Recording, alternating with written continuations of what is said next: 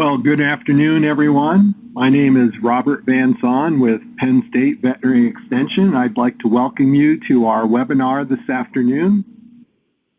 This webinar is hosted by Dairy XNet, which is a national extension-based resource for you on many different topics. Of course, we're focusing today on dairy cattle and specifically on transition cows. Our speaker is Dr. Ken Nordlund, who is a clinical professor with the School of Veterinary Medicine at the University of Wisconsin. Ken has been at Wisconsin and been involved with his group of food animal practitioners at Wisconsin in looking at transition cows from many different aspects, and has been a leader in this field in getting us to understand how the transition cow works and interacts with her environment. Prior to being at the University of Wisconsin, Ken was a dairy practitioner in Fergus Falls, Minnesota for 15 years or more, and has a lot of practice experience to bring into this field. So I'd like to go ahead and introduce and give you Dr. Ken Nordlund and his topic on optimizing facilities for transition cows. Thank you very much, Bob. It's a pleasure to be here. I noticed you welcome people by stating this afternoon, and I'm thinking how what a great day it is not to be traveling. Or the last couple of days, we've had a blizzard here in the Midwest. But then I noticed it's also noon here, so I'm missing my lunch. And then I realized that we can have C from our office, but then there's never any lunch. So it's a mixed blessing. But anyway, you're not here to listen to me complain about various topics, but rather talk about transition cows. I'm going to focus in on the facilities that appear to influence transition cow performance. There are clearly many other aspects related to disease detection programs and protocols and such, but we're going to focus on housing today. I'm going to begin by showing this picture of my colleagues at the University of Wisconsin in the Food Animal Production Medicine group. Sheila McGurk in the upper right and myself were the elders of the group, and then I've got younger colleagues on the bottom, Gary Etzel, Dorta Dopfer, and Nigel Cook. And I want to make it's important for a couple of reasons. We are a clinical investigation group but we do not investigate or deal with single cows. The service is built around investigations of herd level problems, and it changes our perspective. I show the picture. I want to give them credit because many of the ideas that have evolved are come out of conversations and ideas out of the group. And then secondly, I want to make the comment that Bob alluded to my age, and I've been in Wisconsin for 21 years now. If we look back, we probably investigate somewhere between 50 and 80 new dairies per year. So we're looking at, I don't know, somewhere between 1,000 and 2,000 different dairy herd investigations over this period of time. And a large proportion of them have been built around complaints about fresh cow performance. And out of this, this large number of herds, we become acutely aware of the weaknesses of traditional health record systems as maintained on on-farm record systems. And we become, I'll say, humbled by the relative or by the frequency with which nutrition-focused interventions have failed. And out of all this experience, we've become quite aware of our limitations. So let me move on into the presentation. I'm going to spend a few minutes talking about what we call transition cow index and how we've used that to move beyond the on-farm health record systems in characterizing transition cow management at the herd level. I'm going to deal briefly with some surveys, 2 surveys of management practices, one in Wisconsin freestall barns and another one in open lot dairies in the south, in the west. And then I'm going to close out and spend a little over half of our time on how we apply some of these ideas to new barn construction. So with that, transition cow index. TCI is an acronym for the words, and we view it as a system of evaluating the management of the entire process from pre-fresh, perhaps a bit of dry, but pre-fresh, calving, and fresh cow programs. And the basis of the calculation is that sick cows will produce less milk than healthy cows. And it's built around trying to calculate or estimate an expected milk yield at the first test date and compare it to the actual milk yield, quantify that difference, and apply it at the herd level, and then characterize the herd performance through the transition period. There's a robust literature showing that disease problems of fresh cows reduces milk yield. I've got a graph up from a paper in JDS in 2004 by Edwards and Tozer. The solid black line is the milk yield of normal healthy cows, and then there are three broken lines below showing performance of cows that had ketosis, DAs, or other digestive disorders. And the takeaway point here is that the milk yield depression of any of those three conditions is substantial, and it extends over a very extended period of time in the postpartum period. The next slide is a graphic display of some European data from 1999. In the x-axis, we have a whole series of fresh cow problems, milk fever, RP, metritis, and on. On the y-axis, we have the days in milk at which these diseases occur. The blue squares represent the median days at which point these conditions were recognized. And as we look at, if we're going to look at a way of quantifying disease effects on milk yield, we began thinking about DHIA testing services. And here we've superimposed the median days in milk at first test with typical monthly testing programs. If we look at that median days in milk at first test, it's superimposed over most of these conditions. Now, at the individual cow level, there certainly will be individual cows that may be tested at, say, 5 days in milk. I believe I have a little pointer down here.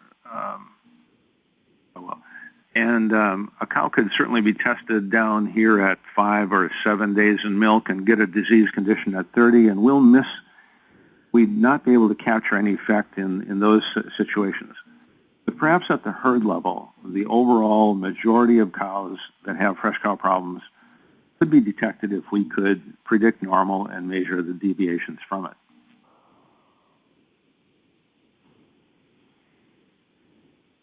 Let's see. So very briefly, the transition cow index calculations came out of this process. AgSource, the DHIA testing service in Wisconsin, based out of Wisconsin, gave us access to their record systems. We took data from approximately 500,000 cows over a 2-year period. We were going to use historical information to predict the first milk at the next lactation. And then we realized that and quite a number of these cows would have been on Posilac, and there would have been a ton of extra milk on the prior lactation. So we worked with Monsanto, and we matched Posilac purchase records on some over 4,000 herds and categorized them as to the level of Posilac use. And out of all this, the historical data that's archived in DHIA services matched with this Posilac purchase record, we developed mixed models to predict expected first test milk yields between 5 and 40 days in milk. And TCI is simply the difference between what we expected and the actual measured DHIA first test performance. And it comes in two forms. We have one called TCI-D, representing TCI daily milk, and there the units are simply the pounds of milk deviation on first test date, usually in the range of 5 to or minus 20 to plus 20 pounds.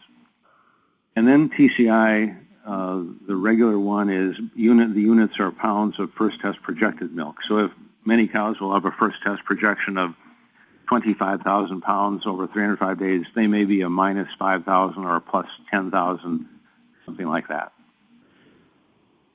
Graphically, we have, it looks like this. We have a lot of information. We have actually 13 variables in the equations that go in to predict the milk yield at first test, including prior milk is obviously one of them, but prior cell count, POSLAC use, days dry, month of calving, and on and on. But out of all this, each cow gets a predicted milk yield at first test and a projection off of that first test. And if a cow comes in and tests on her first test date and milks less than expected, it's a negative TCI daily. The projections, I'm stalled out here once again.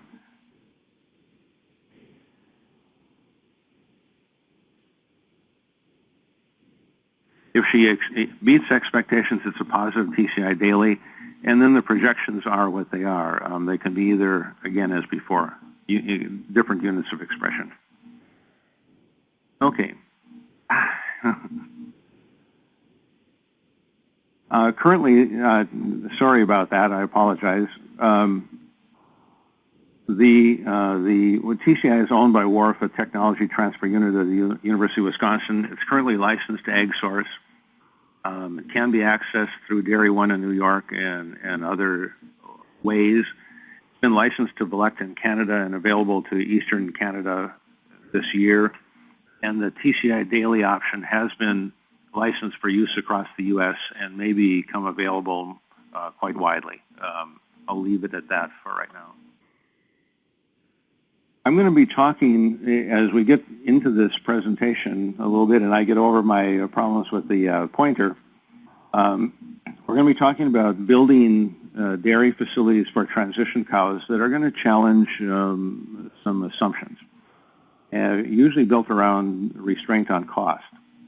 I'm going to show a couple of items that we've used to help legitimize the recommendations I'm going to make. So we've done quite a bit of work with what are the associations with transition cow index and subsequent survival milk yield of individual cows. So this is, first is a graph of TCI, the regular, where it's, and the range goes from minus, really about a minus 10, 15,000 to a plus 10 or 15,000. So these would be if cows had a 25,000 pound projected milk expectations. If they missed by 10,000, their first test projection would be essentially 15,000 pounds. And on the y-axis, we have the probability of the cow surviving and calving again. And this is animated as follows. If a cow comes in and hits zero, hits our expectations, she has a 63% likelihood of calving again. And that matches traditional culling rates, industry average turnover rates of about 37%, so that's, the zero is dead on. A minus 10,000, usually these are cows that are very sick, and based on this data set of about 200,000 cows, they have about a 32% likelihood of calving again, and the cows that beat expectations by 10,000 pounds are about 85%. We convert that to an economics, we're going to suggest that that range from minus 10 to plus 10,000 TCI is associated with an increased likelihood of survival of 48%, or an increased survival rate of 2.4% per 1,000 pounds of TCI. TCI and subsequent milk yield is shown in the following graph. We've measured here cumulative milk yield as opposed to 305-day milks or something like that. But the graph looks like this.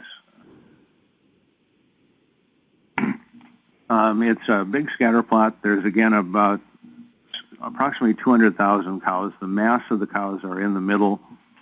But the regression line suggests that for every, it's on the next page, For every pound of TCI, there's an additional 1.31 pounds of cumulative milk in the subsequent lactation. I'm going to go back to that graph just a minute. If you look at the overall oval of scatter plots, there's a little tail off to the left. We included all cows in this set. That little tail in the lower left, cows that made 100 or 1,000 pounds of milk on the y-axis, those are cows that in general were culled very early into lactation. So this includes all cows, culled cows, and survivors, simple cumulative milk. Anyway, let's convert these 1,000 pounds of this index into expected dollars based on survival and milk yield. If we can increase TCI by 1,000 pounds at the herd level, we should see a reduced turnover rate of 2.4%, I guess rounded to 2.5 here. These dollar values change consistently, not consistently, change continually, but if we had a $1,500 replacement and a $500 cull cow, $1,000 for that transaction and 2.5% of the herd times $1,000 per cull would be $25 per cow per year in that herd if we can reduce turnover rate. Milk yield, if we increase 1,000 pounds TCI, which we should see 1,300 pounds of cumulative milk. 1,300 pounds of cumulative milk, if we put that at $15 per hundred and a 50% income over feed cost, that should yield about $97 income over feed cost with which we can build barns. Cumulative, for every 1,000 pounds of this index, we should be yielding, based on these assumptions, perhaps $122 income over feed cost per cow per year. And this is without putting in any estimate of improved reproductive performance, and there are some modest improvements. And this is without valuing the reduction in disease treatment costs, medication, and labor, which in many dairies is huge.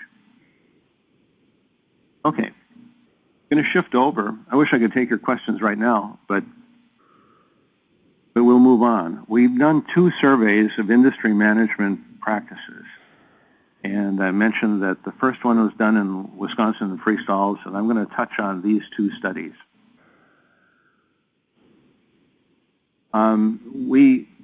We're very enthused about it because TCI can be calculated from any herd that has archived DHI records. And it's not dependent on the dairy recording disease events or any consistent entry policies or things like that. I like to make the point that it reflects both preventive programs as well as detection and treatment programs, and it also reflects early lactation nutrition. And so there's a lot of components into this index. But we do think it allows herd transition management to be characterized in an objective way if daily milk weights are accurate. The first study was done in Wisconsin. We selected herds, a minimum herd size of 300 cows. It was a stratified random selection representing the full range of TCI scores. The actual herd size averaged about 600 cows, and we received financial support from Pfizer for this study. This is a histogram of herd average TCI scores within the AgSource database. Approximately 4,000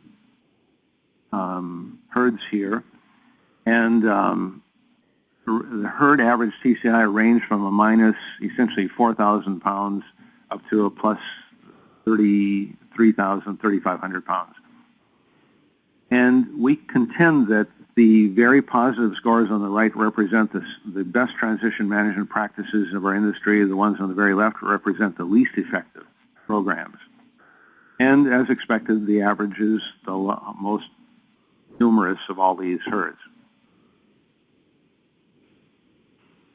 By stratified random, we selected 50 herds, and there were 5 herds in the minus 2,500 and greater, another one from 25 to minus 15 on up in these stratified categories. If we'd done a random selection, we would have been surveying mostly average herds, we wanted to, again, stratify and examine the high end and the low end. We did a lot of measurements and questions and interviews, and we broke it down into 6 categories here. We captured, on the farm investigations, we captured routine management practices, which are listed here. We did quite a lot of cow-level data gathering, condition scores, hygiene scores, avoidance, and such. We spent a lot of time gathering nutrition information. We reviewed pen move policies, counted stocking densities. I did an extended interview with the herdsperson as to how they detect and treat common diseases, and we gathered a lot of housing information on freestalls, pens, and such.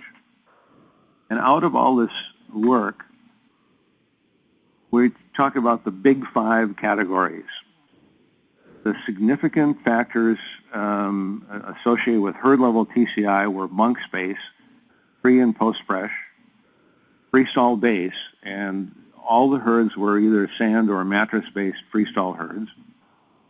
Freestall size, the area really of the platform, and the ability to lunge to the front.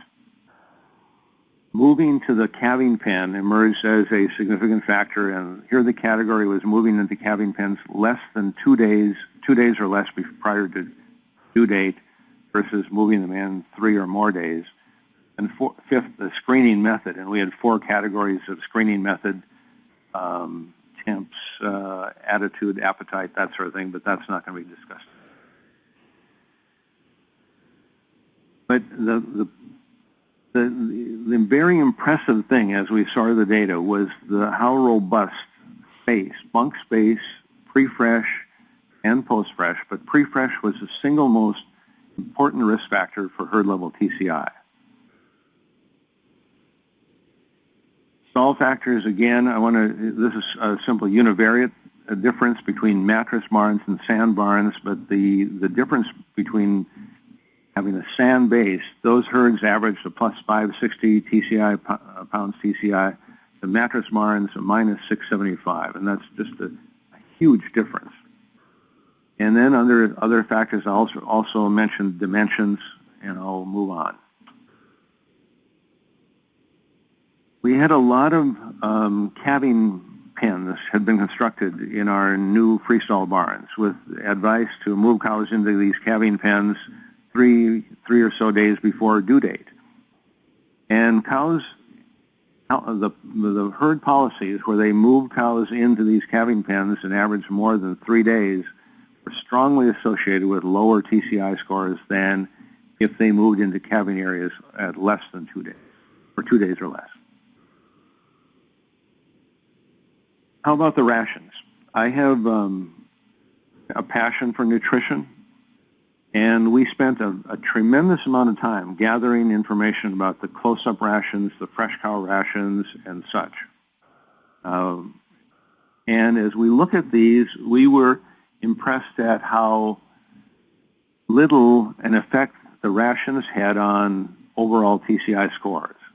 This is a graph where on the x-axis, up in the middle of the graph, we have close-up ration NDF percentage, for example. High-fiber diets, high-straw rations drove part of this question. And we look at close-up ration NDF percentages running from 32 up to 46%. Herd average TCI on the Y-scale is shown with anyway, and this is a scatter plot, and the regression line is as flat a line as we can generate. We say that we aren't trying to say that nutrition isn't important, but what we are saying is that we can put in really well-designed rations, well-formulated and constructed rations, put them into dairy management systems of overstocked conditions, uncomfortable small stalls with poor screening and detection methods for fresh cow diseases, and those rations will fail. Secondly, we did a study in the Southwest, in general in the Southwest. It's pointed out that Idaho is not in the Southwest, but we did a convenience sample of 25 herds in Arizona, California, Idaho, and New Mexico. Here the average herd size was a little over 4,000 cows with a range of 2 to 11. And this also had support from Pfizer Animal Health.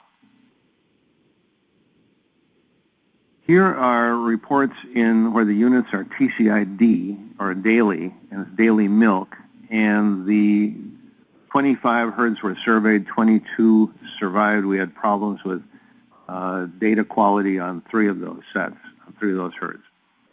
But we got a minus 14 up to a plus 22, indicating that on the far left, the lowest herd had the average cow came in and milked on first test date 15 pounds, less than we predicted.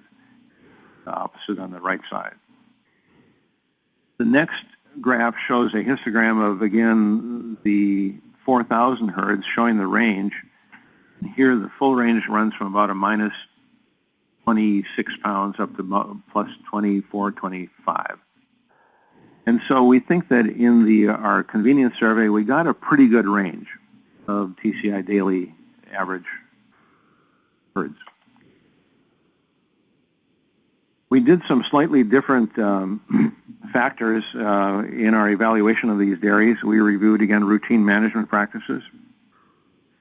We did pre-fresh cow data. We did condition score, but we also did locomotion score.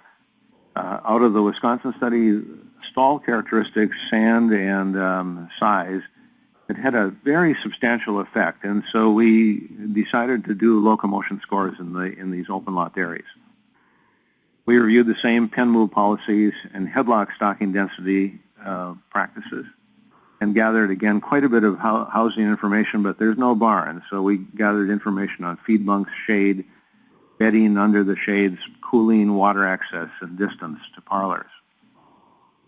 Out of this data set, we had the following items. Again, it's a surprisingly similar group of factors that emerged as associated with herd average TCI. Bunk space emerged again.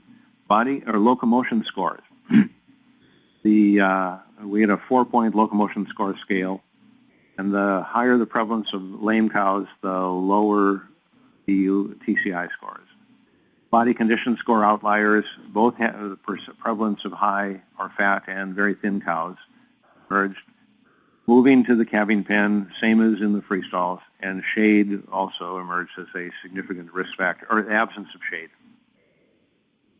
I'm going to again call attention that bunk space was again the single biggest risk factor. And it's also the most difficult item to build into new dairy construction. Again, the prevalence, I also already mentioned this, but the prevalence of cows with locomotion score 3 and high was negatively associated with fresh cow performance. We collected quite a bit of information on bedding, and while it was not significantly associated with the number of herds we had with TCI, the level of bedding beneath the shades was associated with the prevalence of lameness within the herd. We had a system of measuring median depth of loose bedding under the shades. And for example, this is the beds under that plus 22 herd. The manure is scraped out, dried in the lot, and then set back down and harrowed. And that contrasts with other dairies where they scrape the shades and the bed it has the texture of probably an asphalt highway. So how do we apply all these ideas to new barn construction? Excuse me, I'm going to get a drink.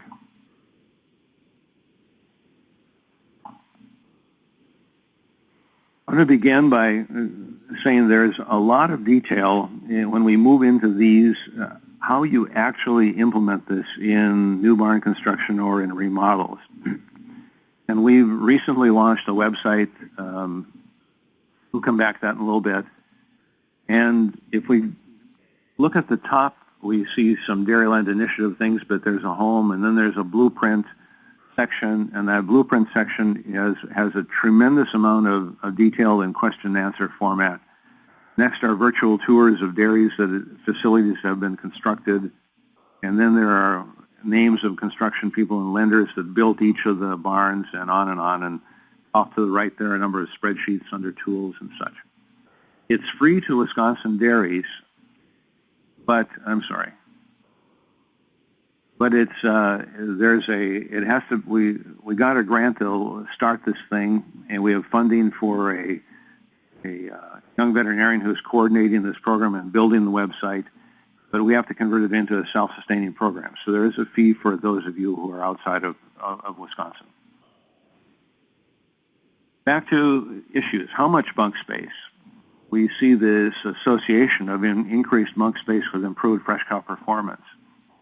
We'll start with this photo. If we look in the middle of this photo, we see that cow standing there, and right off to her left, between those cows is an open headlock.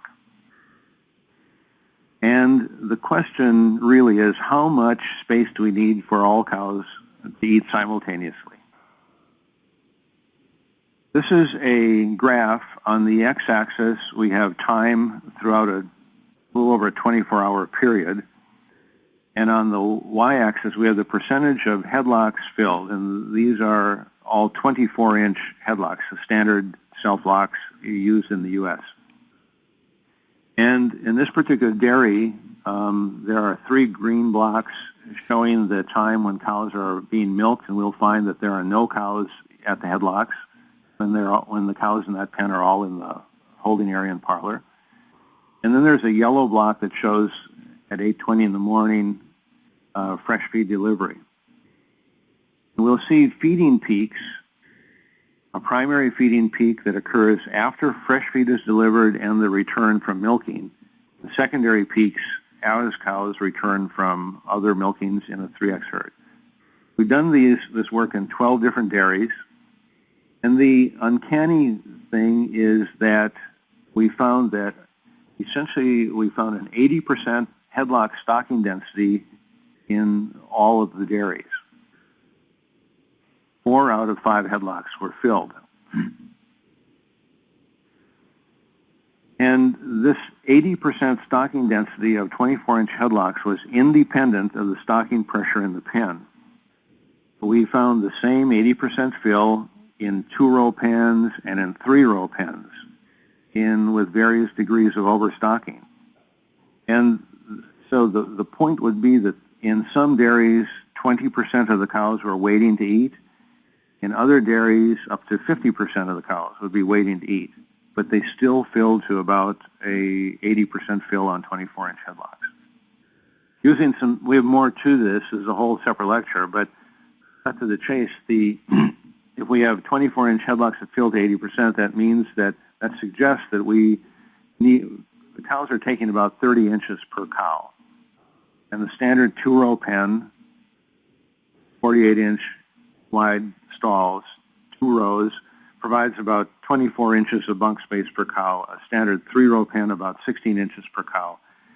And based on our field work and research work, it's not uncommon to find overstocked 3-row pens providing maybe 10 or 11 inches bunk space per cow. So again, our guidelines are to provide, these are 30-inch wide headlocks, 1 per cow. We are comfortable with 24-inch headlocks, but we're going to want 1.2 headlocks for every cow in the pen. Sand-based stalls, again, were very strongly associated with improved fresh cow performance. And we wondered why.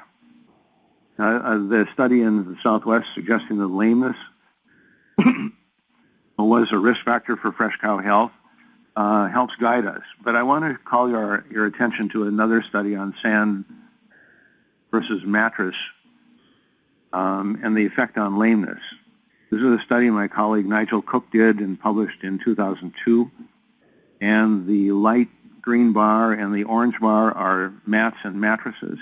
And the dark green bar on the right in the summer and the winter are sand-based stalls. But basically, prevalence of lameness is about a little bit, approximately half, but probably 60% that of the prevalence of lameness on either mat or mattress stalls. This was based on approximately 30 herds evaluated twice. From this study, we designed another study to try to evaluate what is the factor and what drives this. And we used motion or video cameras 12 barns, 6 mattress barns, 6 sand barns, and track the behavior of cows, 10 cows in each of these barns. The citation is up there from 2004. This is a graph that shows, first of all, the mattress stalls with cows with locomotion score 1, 2, and 3. And on the y-axis, we have a daily time budget of 24 hours. And so cows here in locomotion score 1 spend about 12 hours a day lying, is indicated with the purple bar. I need to move along, I'm looking. Cows at locomotion score 2, a little bit less lying time, and cows at locomotion score 3, they drop to 10 hours a day. The item that really pops is that the bright red on top, that's time spent standing in the stall for cows, locomotion score 1, normal healthy cows, stand about 2 hours a day on a mattress. If they go to score 2, it's up over 4 hours a day, and if they go to score 3, slight lameness, not a score 4, they're standing up over 6 hours a day. We contrast that with the behavior of cows on sand stalls, locomotion scores 1, 2, and 3. You see that behavior is unaffected. And there's a literature beginning to emerge that quite a few pregnant cows, fresh cows, go into a slight elevation of locomotion score around the point of calving. We think that may be the reason that surface is emerging as such a big factor. Freestall size emerged as a risk factor for TCI. In the Midwest, there are quite a few freestalls built with a 66-inch platform behind a brisket locator and 45 inches wide. And these stalls are associated with have an adverse effect on fresh cow performance. There are several studies that show that cows have gotten bigger. We think the current these standard small stalls are fine for first lactation cows, but as cows mature, they outgrow these things. And currently, we have a variety of recommendations, but for example, depending on the size of the cows, if we have separate mature cow groups, we're sometimes advocating stalls that are 52 inches wide, a couple situations even wider, and a full 10 feet long to allow for full lunge. Mixed groups with heifers will be tempered downward a bit. Spend a couple of minutes on social turmoil following regrouping. This is built around the movement of cows into calving pens. If they stay in the calving pen for more than 3 or more days, adversely affecting TCI scores. There's a citation from Kondo and Hernick from 1990 on the bottom of the slide that demonstrated or showed that after a move, there are about 3 times the number of agonistic interactions on the day of the move and then say 3 days after the move. And most of them are physical as opposed to postural.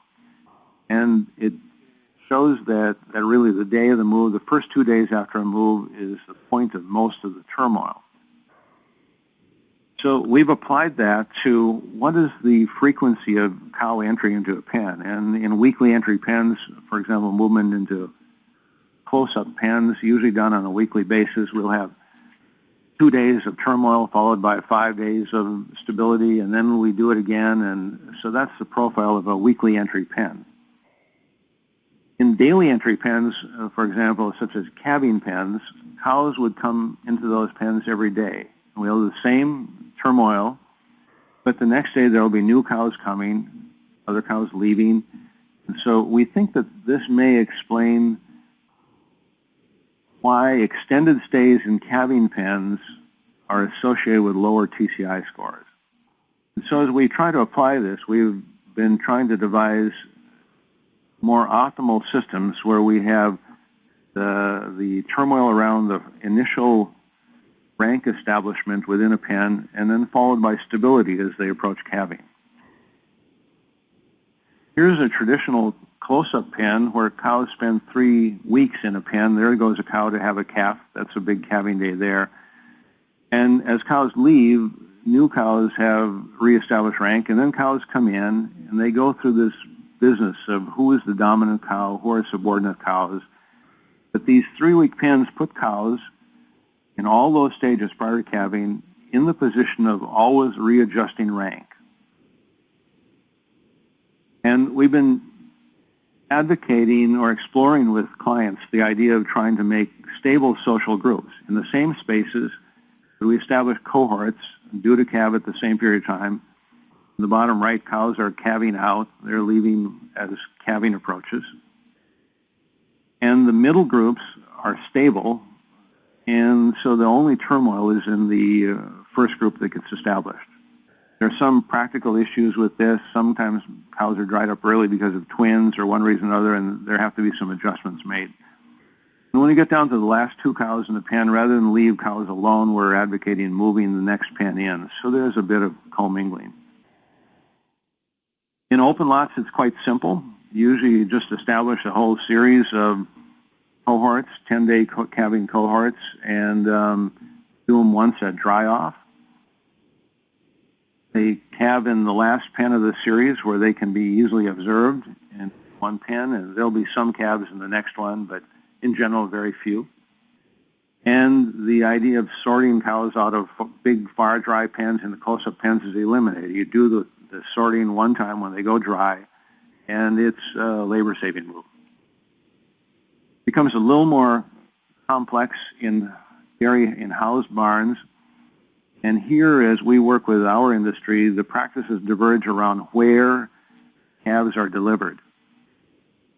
We have a number of barns where they establish stable social groups like this, and the cows go in, for example, close up and spend 21 days in those pens. And the cows deliver the calf on the pack. And these work very nice for dairies up to about 400 cows. Usually we don't have round-the-clock labor. You need round-the-clock labor if we're going to pull cows out to calve out of freestall. So this works very nice. If round-the-clock labor isn't available, the cows can deliver on here. It's stable social groups and plenty of space and whatever. If they're housed in freestalls through the close-up, or in this particular dairy, they're established at dry-off, the stable social groups, and they stay together with no additions until they approach calving. Then they're moved into calving pens the last few hours, and one of the features here is to design them so that in head-to-tail freestall arrangements, so that you can see the rear or the rumps of all cows from the feed alley, so you don't need to go in and stir cows up, walk around. So as we wrap this up, or as I head in toward a little bit on the costs of this, these are the items we're trying to build into optimal transition barns. Bunk space, minimize lameness with deep, soft-bedded surfaces, and in freestall barns we're talking sand-based stalls, or deeply bedded straw packs, compost barns. If they're freestalls, we want these sized to accommodate large pregnant cows. And then we're going to try to stabilize social groupings. And then here comes the killer. We're going to try to provide these conditions even during surges in the number of calvings. So as we work with dairies to plan these facilities, the question is, how big do we build these pens? We've reviewed most of the planning literature that's available, and there's a traditional approach. I use an example of a 1,600 cow dairy here. And the first question the planners or the bulletins will ask is, how many calvings will occur per week? And so we'd have 7 days in a week. Out of 365, that's 1.9% of the calvings that occur each week. 1.9% of 1,600 would be 31 cows per week. And the books ask, how many weeks will they be housed in the pen? And they say 3 weeks. So 3 weeks times 31 is 93 stalls. And we have a concern with that because the number of calvings isn't the consistent 31. This is a slide of an actual 1,600 cow dairy and reflecting the number of calvings per week. And we'll see a range from 15 to 40. And By building, if we build for a fixed number of average, we are building by default a barn that's going to be a pre-fresh pen that's overstocked perhaps 50% of the time. In this particular dairy, they average 28 calvings per week, but we're trying to build to accommodate or prevent overstock conditions during the surges in number of calvings. And the shorter the time period, the greater the amplitude of the variation. And so if we're building a 3-week pen, we're going to try to build to accommodate 130 to 140% of the weekly average number of calvings. If we're going to have an 8-week period, for example, build stable social groups over the whole period, the larger period of time we might build that entire wing to 120% of the weekly average. And this is a fundamental point. There's a lot of resistance and pushback on this recommendation. But we're saying this applies only to the pre- and post-fresh period, and that we think that the implications of getting the transition right are so profound that each stall that we get right and each headlock that we get right impacts the performance of perhaps not just one, but perhaps somewhere between 7 to 15 cows per year. It's a magnifier that will insist that we do this period right. I'm going to show you, as I'm heading toward a close here, I'm going to take on this question of the finance fairly directly. So a year ago, or July of 2009, a year and a half ago, one of our clients decided to build one. They finished construction. It was already a very successful dairy with a good transition program. And here's the TCI scores of this dairy before and after construction of this improved special needs barn. They'd had transition cow index scores averaging a plus 500 some TCI pounds prior in the old barn, which was already a very, very good score. They constructed the larger stalls, the expanded bunk space, and such, and the herd moved to a plus 2,000. One of the very, very elite scores in our industry. And the effect is very dramatic, very quick. But let's go back to our initial discussion of the financial implications of this thing. 1,400 pounds, that improvement of 1,400 pounds should yield an income over feed costs of about $170 per cow per year. That's based on that earlier discussion of 1,000 pounds of TCI yielding 122. Let's look at these bigger stalls and more of them very directly. If we go to a 1,000 cow dairy, an example 1,000 cow dairy would have typically 1,050 calvings. Divide by 52, we'd have 20 calvings per week. And if we build these bigger stalls we're talking about, we might have a cost of $2,500 per stall with a conventional stall, $2,800 for the larger capacity stall. And then if we overbuild the pre-fresh period to 140%, we'll have more stalls there, and overbuild the fresh pens to 130%. We'll end up with something like this. I've got the categories of pens here on the left, then the traditional sizing approach, and then the TCI-friendly approach. So the lactation and far dry pens are the same. The close-up pen, we'd have 60 stalls traditionally, 84 with our oversized, our TCI-friendly overcapacity. Fresh stalls, we'd have 78 versus 60. If we go down, we'll have an additional cost per stall, and the total number of stalls times the additional cost would yield $150,000 for these pre- and post-fresh stalls, the traditional approach, and $218,000 for the TCI-friendly stalls, or an added cost of $68,000 per 1,000 cows, for a 1,000 cow dairy. The top bars here are all the same, but if we amortize $68,000 over 5 years with 10% interest, that'll be a $26,000 additional payment for these demands. Cow-friendly barn, an additional $26,000 for 5 years.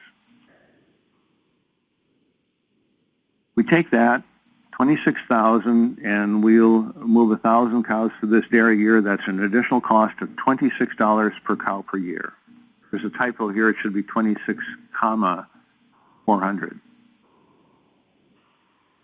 Herd response, in this case, 1,400 pounds TCI, we'll expect something like $170 income over feed cost.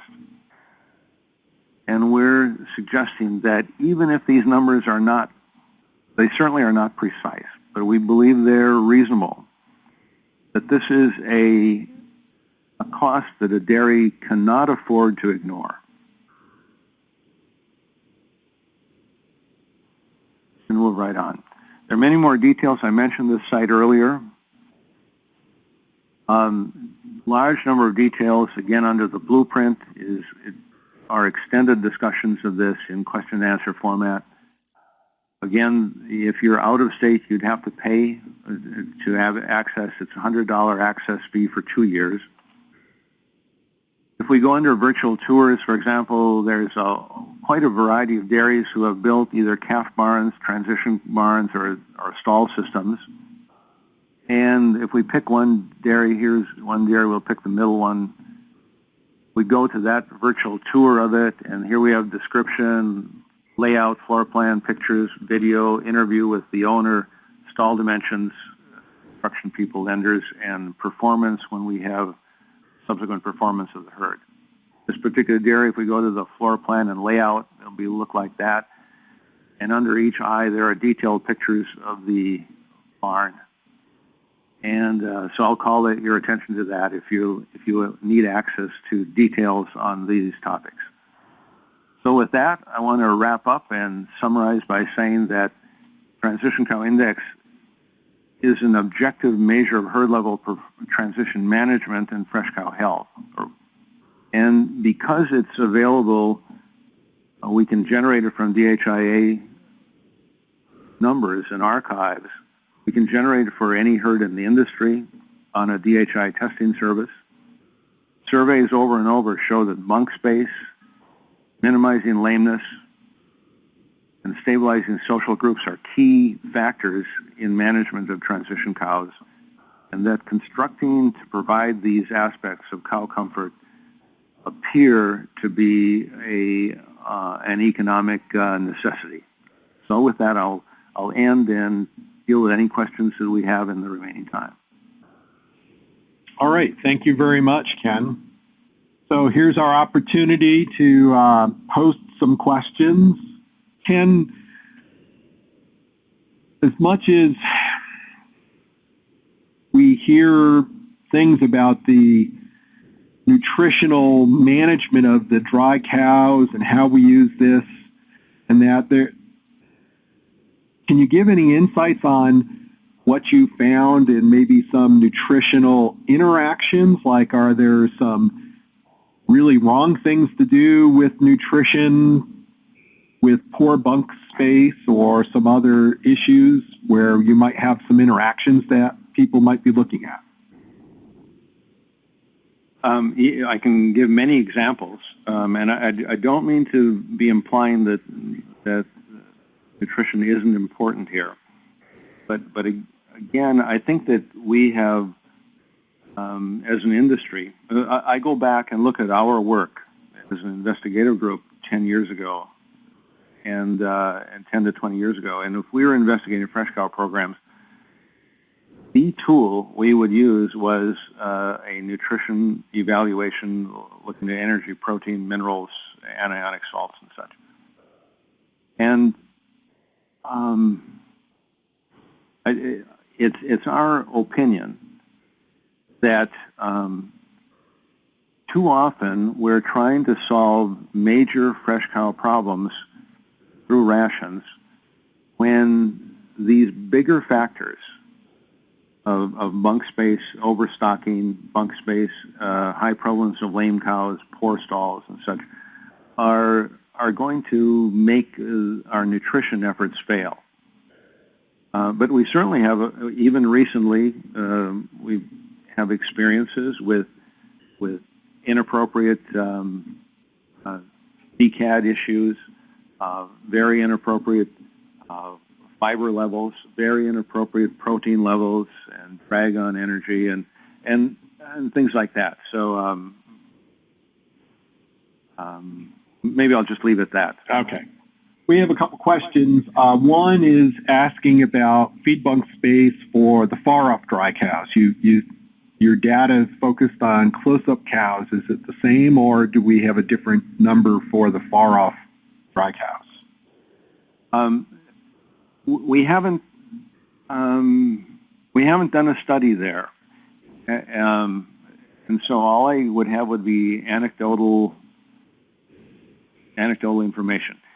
We have, I think maybe the fundamental point here is that the close-up period and the fresh period have the greatest impact on fresh cow disease. And that if we have compromised situations further away from the point of calving, we can have the same level of the same degree of compromised conditions far away from calving and close-up, but the impact on disease and subsequent performance is going to be greater the closer it is to calving.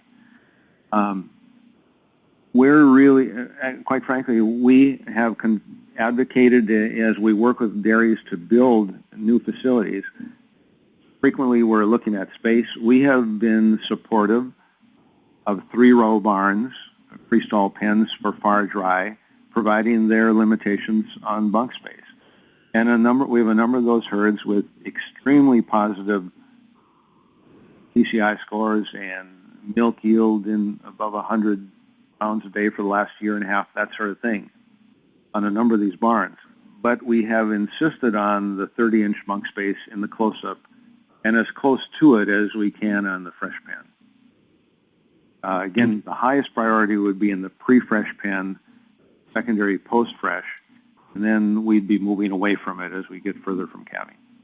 And I think the data on feeding behavior from the University of British Columbia would be in agreement with that. They've seen some feeding behavior changes for cows that go on to have disease, and it seems to be in those 2, 3, maybe 4 weeks prior to calving, but more in that close-up period. I see a question about recommendation on bunk space requirements with post and rail versus headlocks. And right. The game appears to be cows eat as a group, if possible, the allelomimetic tendency of cattle. And we haven't published on it, but it's been clear in our video. And then Marcia Endres has published a JDS paper showing that at post and rail, you can't keep the cows together at the bunk as long as you can if they have if they have a headlocks. And so if you got a post and rail system, you need to extend. We're talking 30 inches per cow. I don't have a number for it, but you really can't keep the group eating together as long as if they have headlocks. So I would put in either headlocks or simply vertical dividers. They don't need to be headlocks, but simply to keep the boss cows from exerting their dominance as quickly if I had a post and rail system. Well, we're at our hour. I don't see any new questions coming in, Ken, so thank you all. Again, Ken, thank you so much for the presentation. You're very welcome.